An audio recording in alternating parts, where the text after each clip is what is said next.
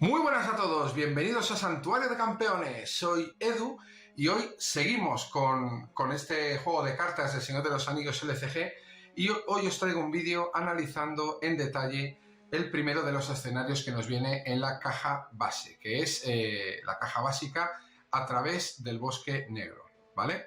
Este vídeo le voy a dedicar a analizar un poco los diferentes conjuntos de encuentros que nos va a venir en este escenario, algunas posibles estrategias o aspectos a tener en cuenta para superarlo de manera óptima y tratar un poco de dar unas pautas de cómo va a funcionar este escenario, de cuáles son sus puntos fuertes, sus puntos débiles y ver cómo se puede solucionar.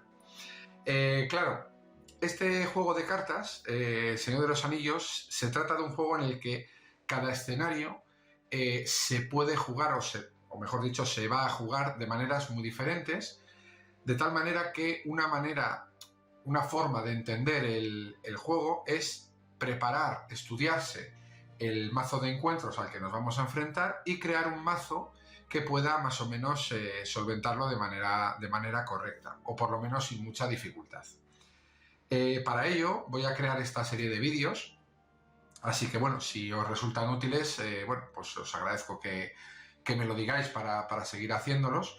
Yo creo que pueden ayudar bastante a muchos jugadores que a lo mejor estén empezando. Incluso a los que ya son algo veteranos pueden a lo mejor ver alguna cosilla que en su momento no vieron o pasaron desapercibida. Y pues me voy a basar en estadísticas y probabilidad, ¿vale?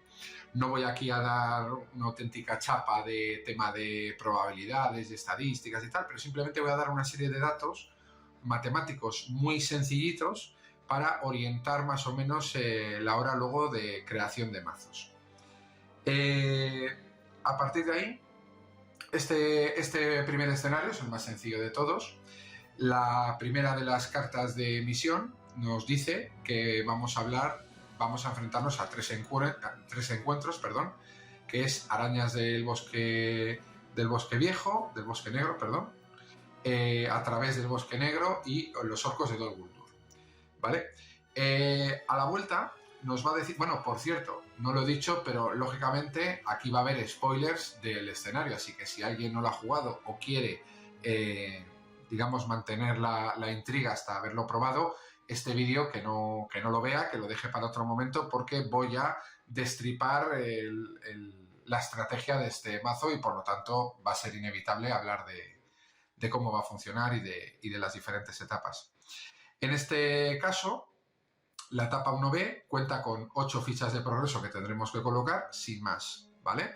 Es muy sencilla, pero en la parte del inicio vamos a empezar con 2 cartas ya siempre boca arriba, que va a ser el camino al bosque viejo, que es este lugar de aquí, y una de las arañas del bosque, que es una de estas de aquí, ¿vale? Tengo ahora mismo dispuesto sobre la mesa todas las cartas, las diferentes copias de cada una, en función de que sean lugares, de que sean traiciones y de que sean criaturas, enemigos, ¿vale?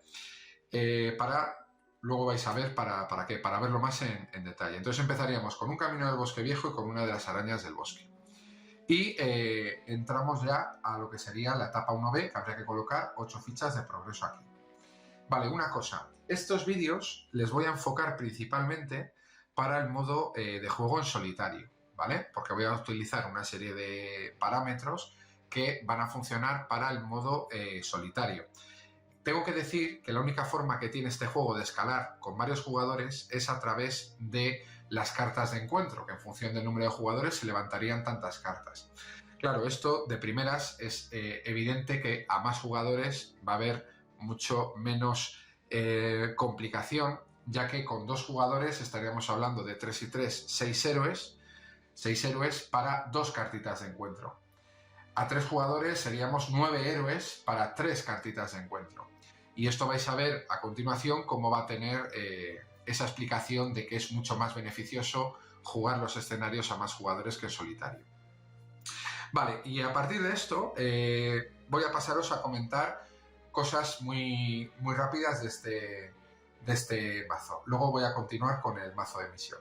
En primer lugar, este mazo se va a componer de 36 cartas, que son las que componen estos 3 conjuntos de encuentros.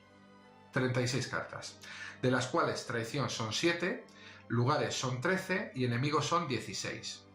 Esto, si lo hacemos en porcentaje, estaríamos hablando que el 19% del mazo es una traición, ¿vale? No llega a una cuarta parte, ni a una quinta siquiera. El 36%, algo más de la tercera parte, son lugares. Y ojo, porque el 44% de este mazo van a ser enemigos. Casi la mitad del mazo van a ser enemigos, ¿vale? Ese es un dato importante ya a tener en cuenta. Pasamos a toda la parte de amenaza, todos los iconos de amenaza. Mirad, en este juego, en este mazo, hay 29 cartas que tengan iconos de amenaza, de las cuales suman un total de 58 puntos de amenaza, ¿vale?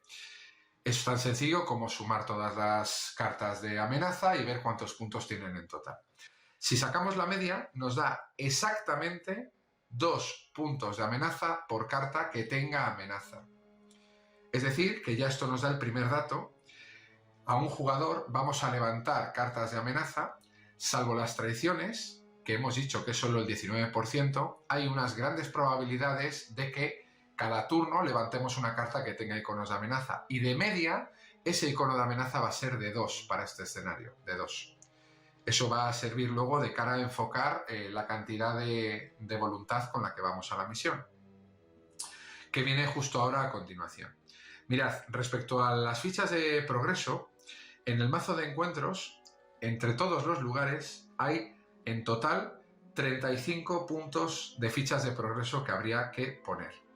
De tal manera que si lo dividimos entre el número de lugares que hay, estaríamos hablando que de media cada lugar tiene del orden de 2,7 más o menos, entre 2 y 3, más cerca de 3, fichas de progreso.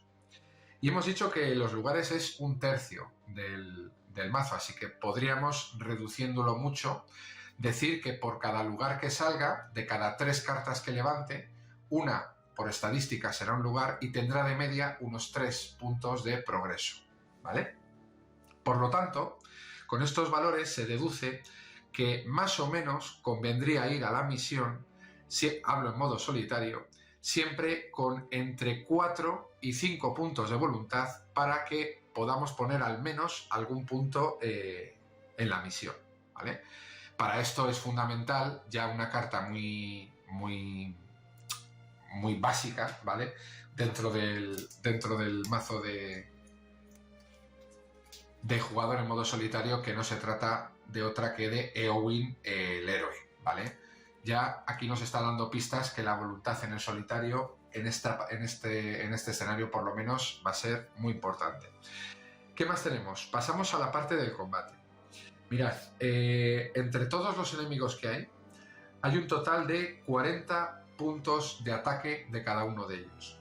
Que si lo dividimos entre la cantidad de enemigos que hay, que hemos dicho que eran 16, eso nos daría que más o menos de media cada enemigo, que es casi la mitad del mazo, tendría de media de ataque 2,5 puntos. Así que cartas con buena defensa, como puede ser Denethor, ¿vale? El héroe, vendrían bastante bien para aguantar los golpes, ¿vale? Respecto a los puntos de defensa, todos los puntos de defensa que hay en el mazo son 14, lo que equivaldría a una media de 0,8, no llegaría a un punto de defensa por cada enemigo, ya que como veis hay muchos que no tienen nada de defensa. Y por último, el punto de impactos, la vida de los enemigos. En total habría 59 puntos de impacto, que entre el número de enemigos daría aproximadamente unos 3,6, 3,7 puntos de impacto por enemigo. Es decir, que el enemigo más flojo, de media, tendrá 3 puntos de impacto de vida, ¿vale? Y por último, lo único que tengo que comentaros a mayores sería que las cartas que tienen sombra, hay 13 cartas con el efecto sombra en el mazo. 13 cartas. De las 36, lo que supone un 36%, más o menos, algo más de la tercera parte que tengan sombra. Por lo tanto, podríamos decir que en principio, reduciéndolo mucho, de cada 3 enemigos que nos enfrentemos con cartas de sombra, solo uno tendrá efecto de sombra. lo cual nos puede ayudar a jugárnosla más, a no defender algún ataque, ¿vale? Porque, bueno, hay menos riesgo de que salgan cartas de sombra. Dicho esto, estos datos un poco por encima, sacamos en claro varias cosas. La primera, ya la he adelantado, es que para ir a la misión deberíamos llevar más o menos de media entre 4 y 5 de voluntad para conseguir colocar fichas de progreso en la misión actual. Deberíamos tener algún personaje que más o menos defienda con 2 o 3 de defensa, ¿vale? Que es lo que suelen pegar los enemigos. Y deberíamos de atacar con personajes que por lo menos tengan 2 de ataque, ¿vale? Ya que la defensa de 1 mínima la tienen prácticamente casi todos. Esas son unas conclusiones muy rápidas. Si juntamos todos los valores de ataque, estaríamos hablando de que necesitaríamos entre 4 y 5 de ataque seguido para poder atacar, o sea, matar de un solo ataque a un enemigo. Eso sería un poco el análisis general de este mazo. Y ahora ya voy a continuar con las cartas de misión. En primer lugar, habíamos visto la carta de misión, la primera, la etapa 1B, que necesitaba 8 fichas de progreso. La segunda tiene un texto de ambientación y simplemente tiene 2 fichas de progreso, lo cual significa que de la etapa 2 a la 3 vamos a pasar relativamente rápido, porque en la etapa 3 nos va a tocar elegir una de las dos opciones. Las dos opciones que hay, en primer lugar, la de la ruta de Beorn, es muy sencilla, es colocar 10 fichas de progreso aquí y que no esté en juego el vástago de Ungoliant, que ahora me meteré con él más adelante.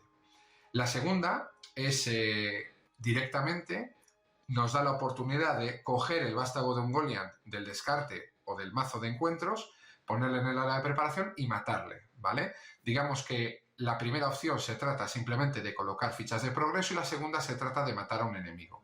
Es decir, que este escenario nos da la versatilidad de poder acabar el mazo mediante fichas de progreso, la misión, o matando a un enemigo, pero lo elegimos al azar. Es decir, que convendría llevar un mazo que fuera lo más versátil posible, tanto en misión como en combate, ya que no vamos a saber a ciencia cierta cuál de las dos opciones nos va a salir. Y dicho esto, ahora ya voy a pasar a analizar un poco las cartas del mazo de encuentros ya en detalle. Voy a empezar por los lugares que tengo aquí arriba. Tenemos un total de 6 lugares diferentes, con varias copias cada uno. Empezaríamos por la Puerta del Bosque, con 2 de umbral y 4 fichas de progreso. Tiene el rasgo bosque y nos dice, respuesta, después de que viajes a la Puerta del Bosque, el jugador inicial puede robar 2 cartas. Esta es beneficiosa. Tenemos 2 cartas, 2 copias de esta Puerta del Bosque. Nos permite robar cartas. Interesante para mazos que no tengan ese continuo fluir de cartas del mazo, ¿vale? Por ejemplo, táctica, por ejemplo, cartas de esferas mazos con esferas que en principio no tengan mucho robo de cartas. La Puerta del Bosque es un buen lugar al que viajar y explorar del todo.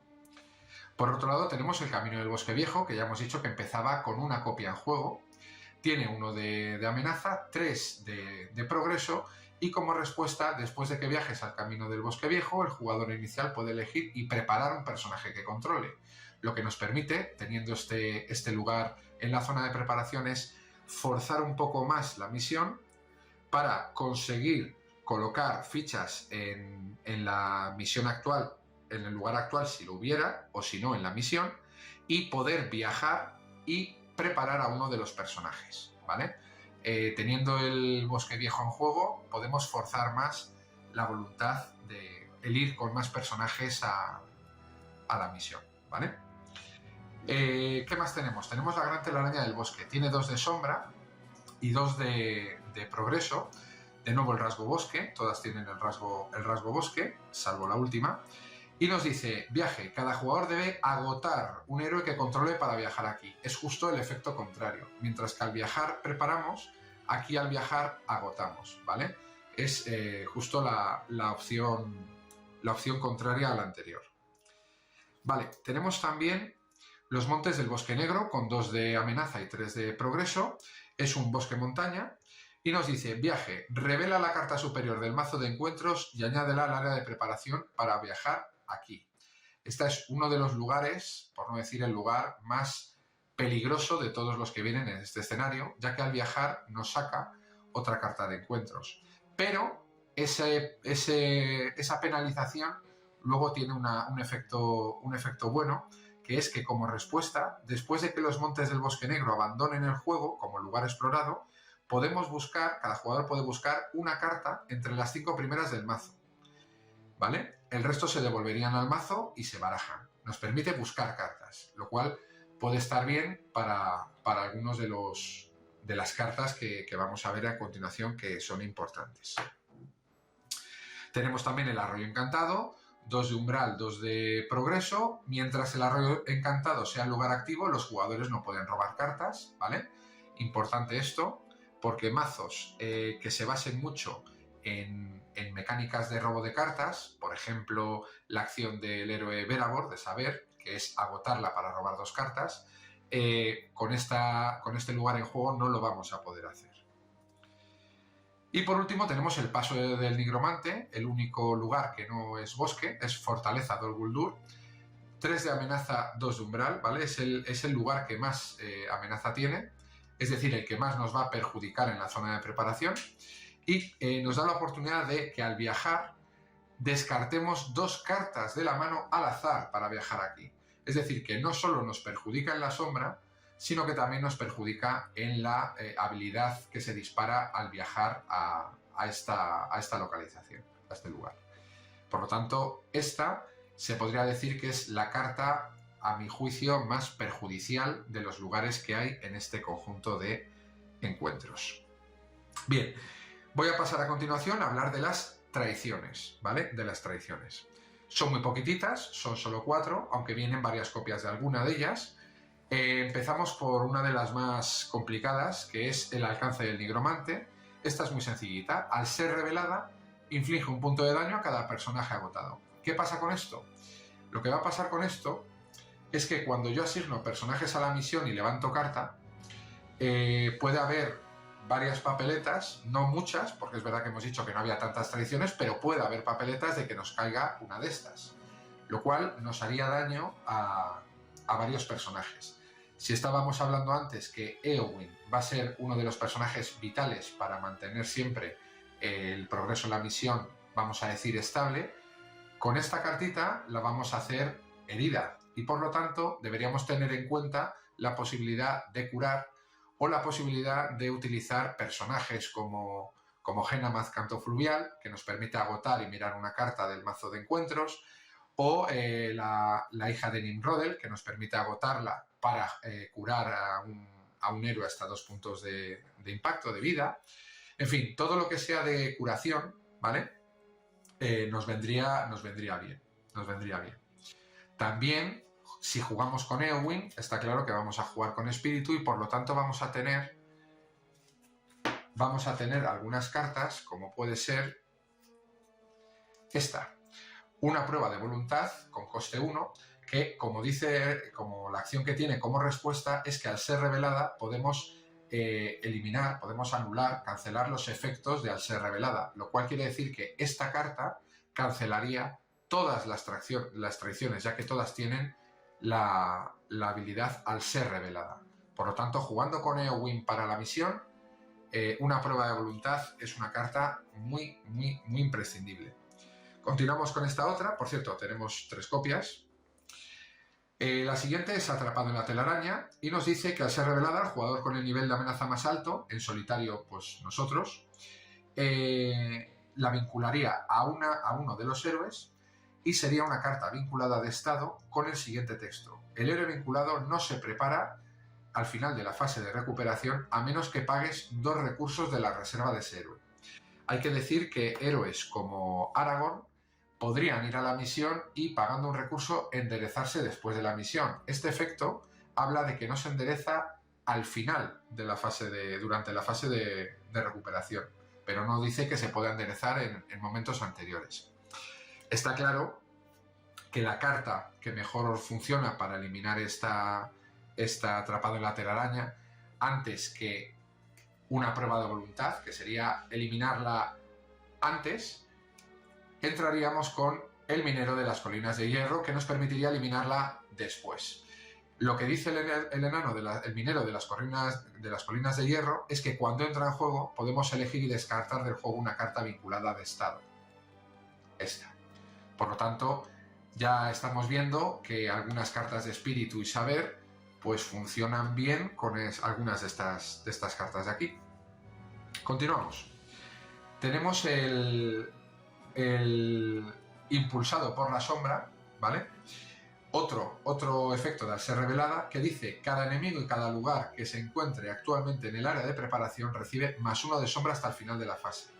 Si da la casualidad de que no hay ninguna carta en el área de preparación, ganaría oleada, robaríamos otra. Pero solo hay una en todo el mazo. Por lo tanto, tampoco debemos asustarnos tanto, porque al final estamos hablando de que le da +1 a la sombra. A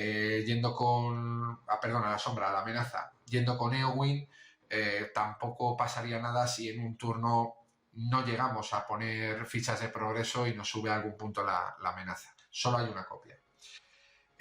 Lo que es un poco más puñetero es el efecto de sombra, que dice: elige y descarta una carta vinculada del personaje defensor. Cuidado, del personaje defensor.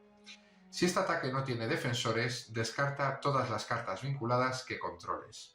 Así que el personaje que vayamos a utilizar para defender sería bueno que en principio no tuviera cartas vinculadas, ya que podemos correr el riesgo de perderlas. Y por último, la otra copia que tenemos de traición es Ojos en el Bosque. Aquí nos dice, muy sencilla, al ser revelada, cada jugador descarta todas las cartas de evento de su mano. Todas las cartas de evento de su mano. ¿Vale? Motivo de más para tener una prueba de voluntad en la mano. Vale, y por último vamos a hablar de los enemigos. Voy a dejar estos tres para el final porque creo que son cartas, por así decir, las he llamado yo como cartas tótem, ya que creo que todos los mazos de encuentros tienen alguna carta que son clave en el mazo, ¿vale? Que incluso podrían prepararse el mazo de héroes para combatir directamente dicha carta. Entonces creo que en este mazo hay tres cartas importantes a tener en cuenta, que son estas tres, ¿vale? Y las voy a dejar para el final. Vamos a hablar del resto de enemigos que tengo aquí abajo. En primer lugar, tenemos un par de copias de El Señor de las Bestias de Dol Guldur. 2 de umbral, 2 de amenaza, 3 de ataque, 1 de defensa, 5 puntos de impacto. Obligado. Cuando el Señor de las Bestias de Dol Guldur ataca, adjudícale una carta de sombra adicional. Hemos dicho que cartas de sombra hay 13 en todo el mazo, lo cual es más o menos un tercio. Hay muchas papeletas para que cuando este ataque, de las 2 cartas que se le adjudiquen de sombra, como mucho solo tenga una sombra, ¿vale? De hecho, yo de todas las partidas que he jugado, nunca ha habido un ataque de este enemigo que haya tenido efecto las 2 cartas de sombra que se le han repartido. Puede pasar porque la estadística, en fin, no es tan exacta en este caso, porque entran en juego muchas cosas, pero está claro que las probabilidades son bastante a nuestro favor de que no ocurra con las 2 cartas de sombra. Un enemigo un poco importante. Tenemos también una copia de los Murciélagos del Bosque Negro, 1 de sombra, 1 de ataque, 0 de defensa, 2 puntos de impacto. Es una criatura que, al ser revelada, cada jugador debe elegir un personaje asignado actualmente a una misión y retirar ese personaje de la misión. El personaje elegido no se prepara. Esta es muy puñetera cuando jugamos en solitario. ¿Por qué? Porque si jugamos en este caso con Eowyn, este efecto de al ser revelada nos va a echar a Eowyn para atrás si la llevamos sola y no va a contribuir a la misión y nos le deja girado. Por lo tanto, conviene tener en la mano siempre, de nuevo, una prueba de voluntad que cancelaría los efectos de al ser revelada. Solo hay una copia. Tenemos otra copia. Bueno, no lo estoy diciendo. Coste de enfrentamiento valor de enfrentamiento del Señor de las Bestias es de 35. En principio, para un mazo estándar que ronde los 29-30 puntos de amenaza, tendríamos 5 rondas en principio para si no se nos desmadra la fase de emisión, para poderle meter en juego, lo cual nos dejaría preparar mesa. Pero este tiene solamente 5, es decir, este sí o sí, en cuanto aparezca, se nos va a enfrentar, juegues con el mazo que juegues. Tiene 3 de umbral de amenaza, pero sabemos que solo va a hacer efecto esa ronda porque luego va a bajar sí o sí. 3 de ataque y 1 de defensa, 2 puntos de impacto, es un trasgo orco y no tiene ninguna habilidad. Lo que sí que tiene es un efecto sombra que nos dice que el enemigo atacante recibiría +1 al ataque. Si no tiene defensores, además aumentaríamos en 3 la amenaza. Es decir, que esta carta puede hacer combo con todas las cartas que tengan un umbral de amenaza alto, ¿vale? Ya que nos pueden acelerar el enfrentarnos a ellos. Tenemos 4 copias de la araña del bosque. Una de ellas empezaría en juego por la preparación de la misión. 25 de umbral de amenaza. También hay muchas papeletas de que se nos enfrente el primer turno. 2 de amenaza, 2 de ataque, 1 de defensa, 4 puntos de impacto. Es una araña del bosque, es una criatura araña y nos dice, obligado, cuando la araña se enfrente a nosotros, recibe +1 al ataque hasta el final del turno, ¿vale? Luego ya atacaría de 2. Pero el primer turno que se enfrenta nos pega de 3. Y como sombra, el jugador defensor debe elegir y descartar una carta vinculada que controle. Y ojo, porque aquí es el jugador defensor, no el personaje defensor. Por lo tanto, tendríamos que descartar una carta vinculada de cualquier personaje que tenga el jugador defensor, que en solitario pues somos nosotros.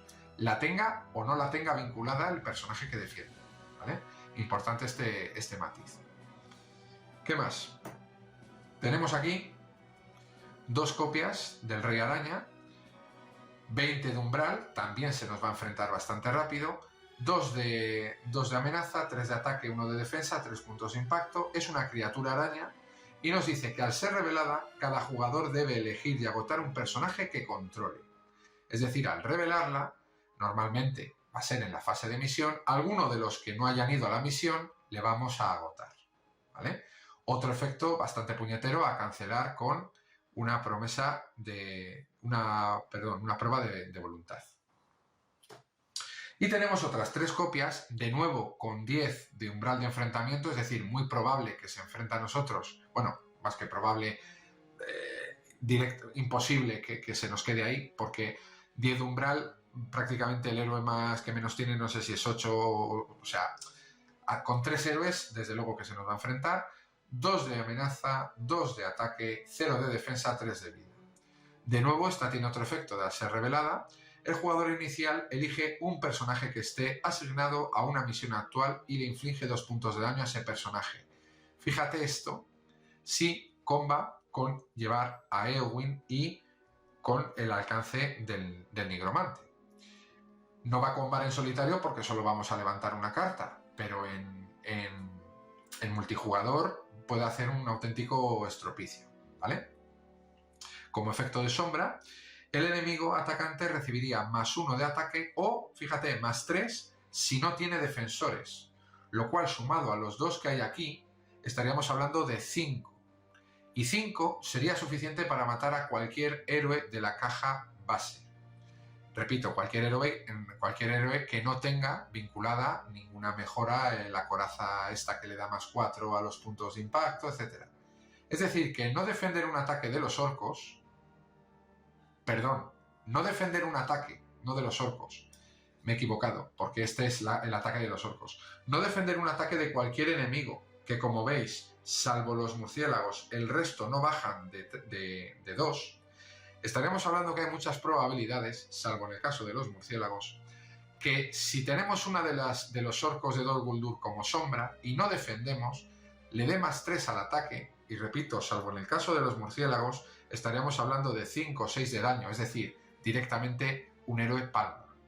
Así que cuidado con estos 3 orcos, que habrá que llevar la cuenta en el mazo de descartes de los que ya han ido saliendo, porque pueden complicar de la manera muy tonta el combate. Y ahora, por último, ya voy a centrarme en las 3 cartas que creo que son más importantes a tener en cuenta y que incluso podríamos llegar a diseñar el escenario pensando en ellas. Sobre todo la última que vamos a ver. En primer lugar tenemos al jefe Uftak. 35 de coste de enfrentamiento, en principio va a tardar en enfrentarse, ¿vale? Para un mazo estándar. 2 de umbral, 3 de ataque y 3 de defensa. Cuidado con esto. 6 puntos de impacto. Y la habilidad dice que el jefe Uztak recibiría +2 de ataque por cada ficha de recursos que haya sobre él. Es decir, que el primer turno que nos ataca, nos va a atacar con 3. Obligado, después de que el jefe Uztak ataque, se le pone una ficha de recursos sobre él, es decir, le daría +2 para el siguiente.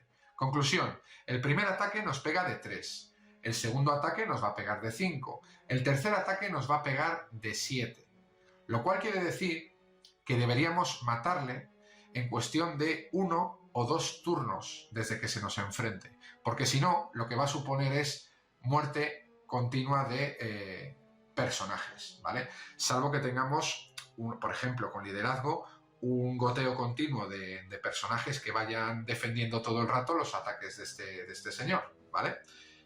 No interesa tenerle mucho tiempo enfrentado a nosotros. El